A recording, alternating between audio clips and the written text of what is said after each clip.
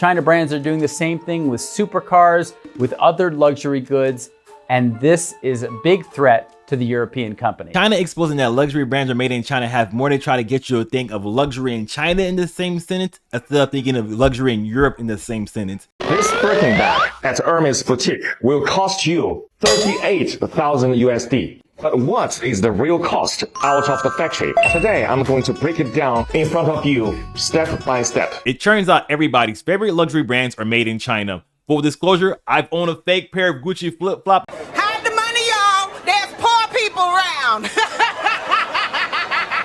With your broke ass.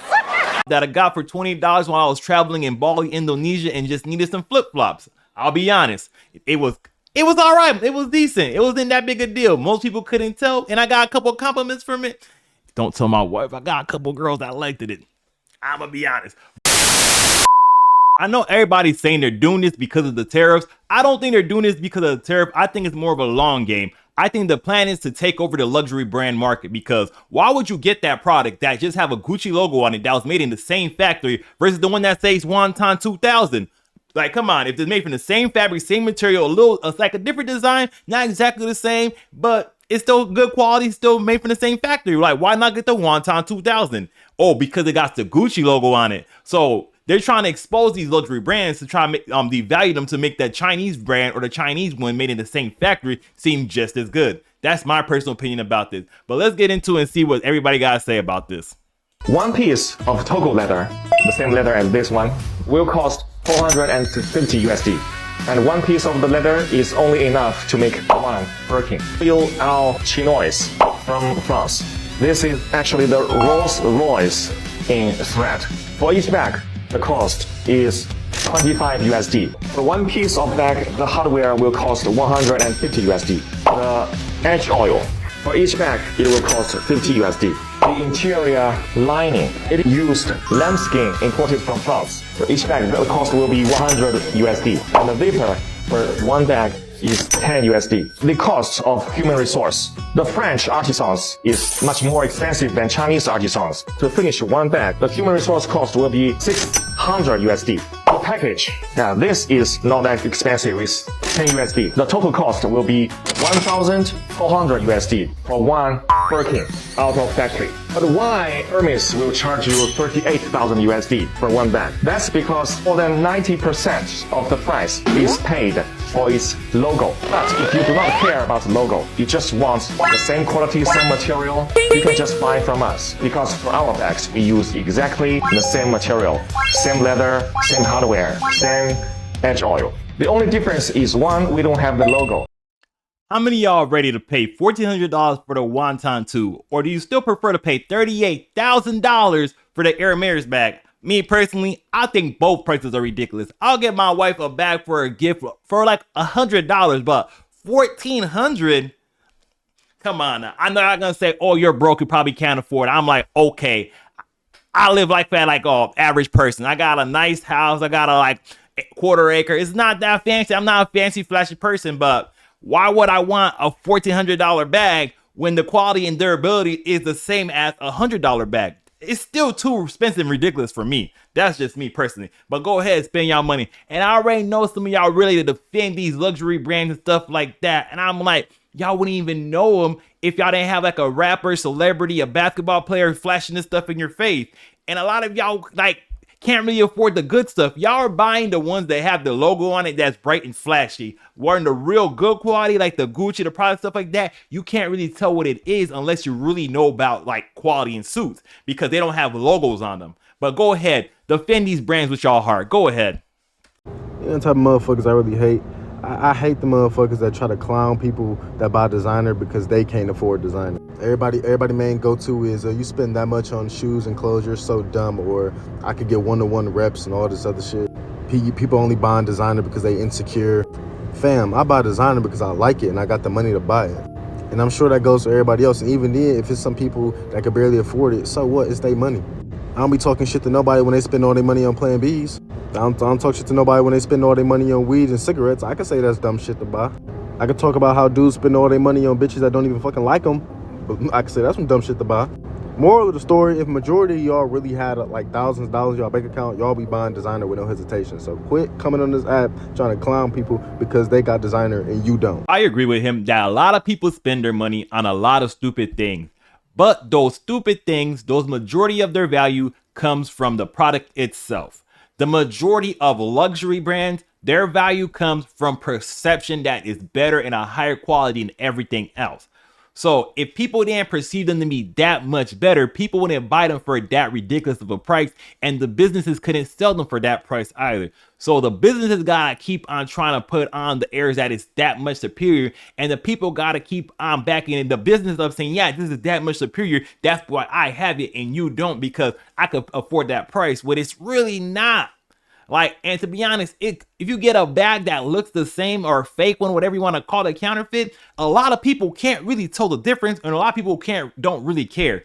It's the people that buy it and want to flash and be all that, that's trying to keep up the perception that it is all that, when in fact is mid. The Chinese are exposing the manufacturers who actually make these luxury brands. It's not some sketchy knockoff thing. It is the same production lines. It is the same stitching. It is the same leather. It's everything is the same except for the logo. And now suddenly these brands are trying to shut the conversation down. Like, I had a video that was going super viral. They removed it for copyright infringement. They are absolutely trying to shut the conversation down, because if people knew that they were paying $6,000 for a bag that's really $150, it would destroy the illusion that they've worked so hard to build. Because even though they've been telling you this whole time luxury is about quality, really it's just about psychology. If this was because of tariffs, what would be the long-term play? I know some people are saying it's because it's shipped from China to Europe and then to America. That means that the Europeans should get tariff also. But to be honest, the people that could afford them, or the people that can't afford them and wanting to spend the money anyways, are gonna spend the money on the luxury brand, because they could use it as a flex. I got it because of the tariffs and stuff like that, and it made it a little bit more expensive, so I got it like that. Some people might talk about it like that. But the long-term play that I think is going on is, instead of thinking about luxury brands in Europe, you're gonna think about luxury brands in China. Because if you think about luxury brands in China, when they drop the wonton tube that looks similar to Hermes, a Gucci, or a Louis bag, the person can say, oh, that's a knockoff. You could be like, no, it's made in the same exact factory as yours. So how's it a knockoff? What makes mine worse when it's made in the same place? And you have people that still try to defend the luxury brands and the price they pay, because the tariffs won't really have any effect on the people that want to spend those prices anyway, spend the money on those prices anyway. But I believe that there's an assault within our social media algorithms to try to show you this stuff, to then turn you against the luxury retailers inside of the United States of America. And I don't actually think that it's 100% true. Listen, the people that was going to buy that product, if they was going to buy a Birkin, if they was going to buy a Chanel bag, if they was going to buy this, if they was going to buy that, guess what? This is not going to stop them from doing it. The people that was going to buy a knockoff, guess what? This is not going to incentivize them to do it even more. I don't believe that people should be knocking off the IP of somebody else that created a brand. If you don't like the brand, then don't shop at it. But don't go and buy the knockoff version and say, see, I deserve this. I cannot stand it. I don't care what kind of propaganda that they put in front of y'all to try to convince y'all that this makes sense. I don't like it. I'm not rocking with it. You're never going to convince me that it makes sense to go out here and wear knockoffs. I'm not wearing knockoffs. I don't care what factory you think it's from. That was a YouTuber by the name of Antoine Daniels. I watch his stuff from time to time. He makes real good content, but this is why I disagree with him. I watched the CNBC video talk about China's homegrown luxury brands. They're starting to take over, and Chinese people are starting to buy their own homegrown products because of their sense of patriotism versus buying the ones that's coming from a foreign country. So this is why I believe they're trying to equate them to be just as good as quality, so that they could sell them outside of China, because they're saying, hey, yo, we're doing good selling these products in China. Maybe we should try selling these products in other countries, because same factory, just as good as quality, same material. So what was the difference? Why wouldn't you buy this product? I don't really think these got anything to do with knockoff. I think these got stuff to do with, like, hey, we're using the same material, same product. So why, if you want to look good, look flashy, just buy our product. You don't gotta spend $4,000 or $40,000 for that Hermes bag, because our product have the same material, different logo, different design, but similar. So why not borrow ours? And I'm gonna show you this stuff from the CNBC video that shows you what I'm talking about.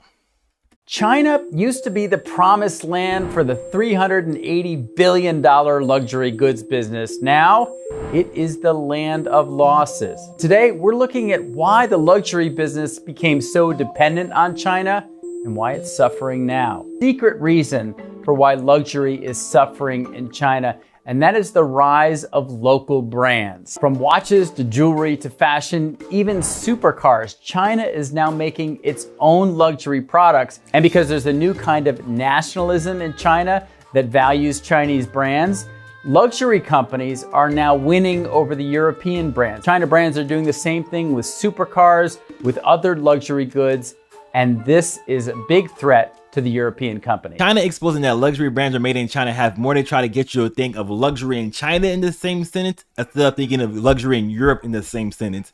And another benefit of this would be if you think of luxury in China in the same sentence, they could raise the price of other goods too, because these are made in China. These are made where the luxury stuff is made. Instead of saying, oh yeah, it's European, of course it's gonna be extra because it's luxury. They're trying to get that same idea with China, because a lot of time when you think about China, it's cheap Chinese good, maybe good. Sometimes they have good quality, sometimes they don't have good quality, but it's just cheap Chinese good. For the thing about, oh, those luxury Chinese goods, no one ever said that. I never heard that sentence. It's usually luxury European brand. So if you're starting to think, hey yo, they make luxury brands in China, they make luxury stuff in China too, and instead of them selling it to their homegrown market, they could start selling this outside into to the world. And the only time I think it have anything to do with tariffs is if you think that China is making luxury things, you'll be more willing to pay that tariff or the price to increase from the tariff. Or they might cause them to lose business and cause them to move a lot of stuff back into America. I don't really know, but I lean more so that it's to get you a thing of luxury stuff in China. So when they try to either make these luxury brands and try in China, and they could have their own Chinese version, not necessarily they're gonna knock off, but their own product in general, they could sell them in the rest of the world for a higher price. Because usually when people think of China, it's not about luxury goods. That's just what I think about it so far. And the tariffs might play a role, but it's not really that major a factor, because sooner or later, I think the tariffs are going to go down, and people are going to be, more countries are going to invest in America than they do in China, because China tends to steal a lot of intellectual property, or is it in a copy, or they tend to learn, oh, this is how y'all do it, this is how you do it. Now we're going to do it in our own way, make our own company or make our own business that does the same thing. So when y'all leave, we still know how to do it, and we can still make the same thing or something similar on our own. This is all I got for you today. Like, share, subscribe. And if you disagree with me, let me know in the comment section. And for now, Ayo, I'm out. And we're out of here like a screaming herd of turtles.